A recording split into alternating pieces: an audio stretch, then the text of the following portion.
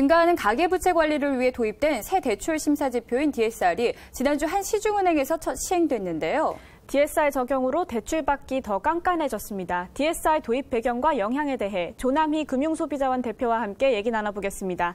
안녕하세요. 안녕하세요. 네. 예, 지난 17일부터 한시중은행에서 시행된 DSR. 먼저 이것이 무엇인지 쉽게 설명해 주시죠. 네, 그렇습니다. DSR은 총 부채 원리금 상환 비율이라 해서요. 어떤 A라고 하는 사람이 갖고 있는 모든 대출을 그 원금과 이자를 대출 기한 내에 모두 갚는다는 전제하에 그 금액을 자기 연소득으로 나눈 비율 수치를 그 DSR이라고 하는데요. 이 DSR은 과거보다는 어떤 대출 규제 수단으로서의 보다 더 강력한 어떤 대출 규제 수단이다. 이렇게 볼 수 있겠습니다. 그렇군요. 네. 예, 대출 심사가 더 깐깐해질 것 같은데요. 그렇습니다. 네. 네, 이 기존의 DTI를 활용해서 대출 심사를 해왔는데 새 지표인 DSR을 도입하게 되는 이유가 뭔가요? 네, 그렇습니다. 현재 지금 우리나라의 가계부채의 규모가 1,400조 원 이상이라고 지금 알려지고 있거든요. 이 가계부채가 이렇게 1,400조 이상 많은 금액이 있다 보니까 우리나라 경제의 어떤 활성화 측면에서 상당히 부담이 되고 있다는 측면에서 이 가계부채가 많기 때문에 소비가 위축된다. 그런 측면에서 가계부채를 좀 규모를 늘리는 것을 줄이기 위해서 과거보다 DTI는 옛날에는 그 뭐라 할까요? 이자만 내는 대출은 이자만 내는 것으로 평가를 해줬는데 이자만 내는 그러한 대출도 이제는 분할 상환을 하는 것으로 평가를 해서 그의 대출의 규모를 줄이는 그러한 그 어떤 수단으로 작용할 것으로 보입니다. 예, 아까 DSR이 대출을 받을 때 총체적 상환 능력을 심사하는 거다 이렇게 말씀해 주셨는데 그 기존의 DTI 방식과 이 새로 도입되는 DSR 이 방식을 조금 더 쉽게 차이점을 들어서 설명해 주시죠. 네. 그렇습니다. 이 지금 DTI의 경우에는 자기가 이제 예를 들어서 5천만 원 소득자가 5천만 원 소득자가 그 자기가 그 5억을 20년간 3%로 이자 그 대출을 받았다고 할 때 이 사람의 경우에는 5억에 대해서 원리금 분할 상환을 하지 않기 때문에 그 이자만 3%인 1,500만 원만 그 연으로 내는 것으로 평가를 해서 1,500만 원 나누기 5천만 원, 소득이 5천만 원이라고 할 때 그러면 이 사람은 30% DTI의 퍼센테이지가 나오는데요. 이 사람 똑같은 사람을 DSR로 평가했을 경우에는 이 사람이 20년간 대출을 5억을 무조건 갚는다고 전제를 하기 때문에 연 2,500만 원을 원리금을 갚는 거고요. 이자 1,500만 원을 더하면 4천만 원을 이 대출에서 연으로 갚는다고 이렇게 평가를 합니다. 그렇기 때문에 4천만 원을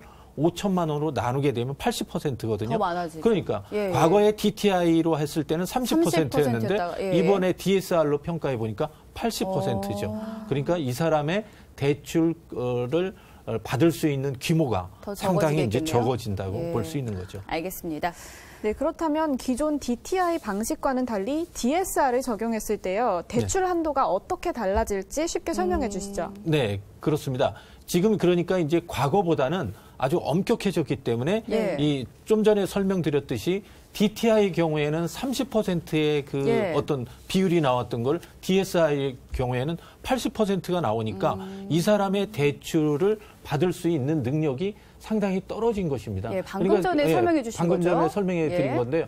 그러니까 과거에는 DTI의 경우에는 저렇게 이제 30%인 것이 DSR의 경우에는 80%니까 이 사람 똑같은 사람인데도 불구하고 이렇게 그 대출에 대한 규제가 이렇게 바뀜으로써 이 사람의 능력은 과거보다 한 반 이상으로 떨어진 거죠.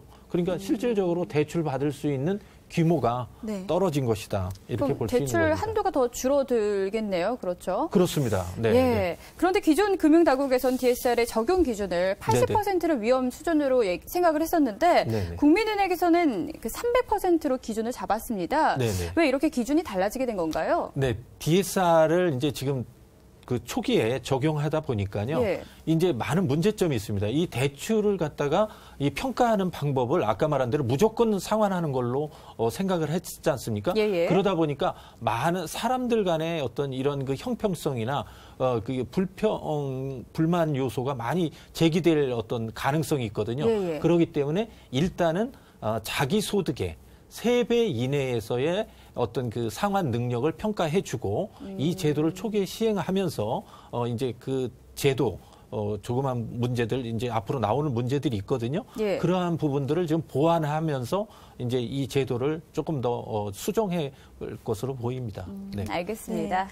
그렇다면 이 보금자리론과 같은 서민 대출 정책도 DSR을 적용해서 심사되는 건지 궁금합니다. 네, 그렇습니다. 그러니까 좀 전에 제가 말씀드렸던 대로 네. 왜 저 앵커께서 80%인데 지금 이번에 300%로 그러니까, 적용하지 늘어났죠. 않느냐 이런 말씀을 하셨거든요. 네. 바로 이런 보금자리론이라든지 이런 부분들이 이제 문제가 되는 거거든요. 네. 서민들한테 정책금융을 제공한 이러한 대출인데요. 이건 대개 한 2천만 원 이내의 대출인데 예. 이러한 것들을 DSR에 포함이 되면 어떤 서민들의 경우 이러한 그 대출을 받은 사람의 경우에는 이게 이제 DSR의 경우에는 한 500%도 나올 수 있고요. 네. 상당히 이제 이게 그 혼란스럽습니다. 그렇죠. 사람마다. 그렇기 때문에 지금 말씀하신 대로 정책금융대출, 뭐 햇살론이라든지 이런 정책금융대출이라든지 네. 아니면 지금 이제 집단대출. 아파트 집단대출로 승인받은 대출이라든지 예. 아니면 자영업자들이 1년 이내로 약정한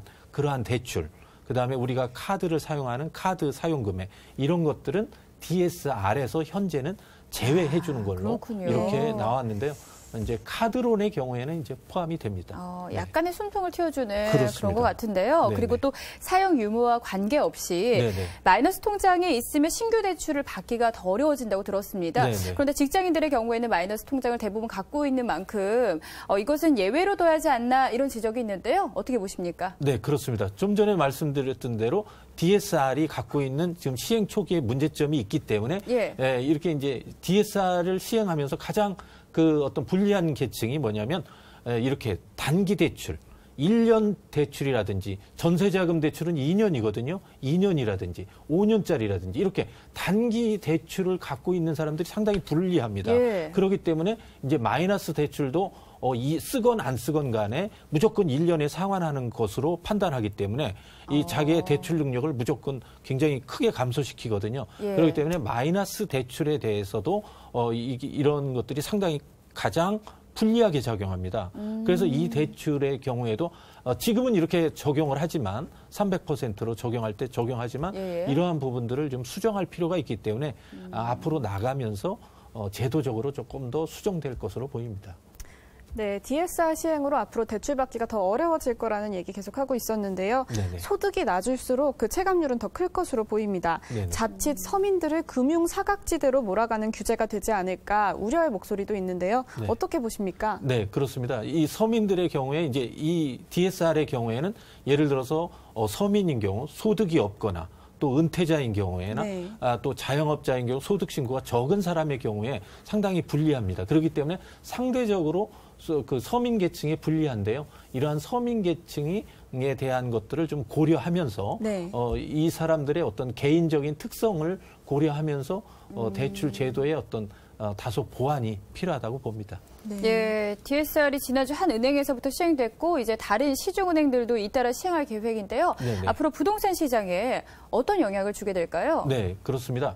이 DSR은 특히 이제 이 가계 대출 중에서 가계의 담보대출인 부동산 담보대출에 대한 규제의 성격이 강하기 때문에 아무래도 부동산 대출에 대한 것들을 규제하다 보면 부동산의 어떤 경기 활성화 측면에서는 다소 위축될 수 있거든요. 그런 측면에서는 부동산 경기에 다소 영향을 미친다는 점에서 부동산 경기적인 측면에서는 다소 이제 좀 하향의 어떤 그런 추세를 보일 수 있다. 그러니까 매매가 위축된다는 것이죠. 예. 네. 그렇다면 DSR 도입으로 앞으로 어떤 효과를 기대할 수 있을까요? 네, 그렇습니다. DSR의 그 효과는 이제 정부가 지금 이제 가계부채 문제가 상당히 이제 경제적인 관점에서 우리나라의 나라 관점에서도 큰 부담이 짐이 되고 있거든요. 그렇습니다. 그러한 것들을 다소 이제 완화시키기 위한 정책이기 때문에 이 부분은 과거보다는 그 가장 강력한 제도 중에 하나거든요. 예. 그런 부분에서는 효과가 있을 것으로 보고요. 또 하나는 지금 이제 제1금융권, 은행을 중심으로 시행되던 것이 이 금융권까지 아마도 확대 시행될 것으로 예측되고 있습니다. 예, 뿐만 아니라 DSR 시행이 효과적인 가계부채 관리 방안이 되기 위해서 앞으로 어떤 방향으로 개선이 되어야 할까요? 네, 그렇습니다.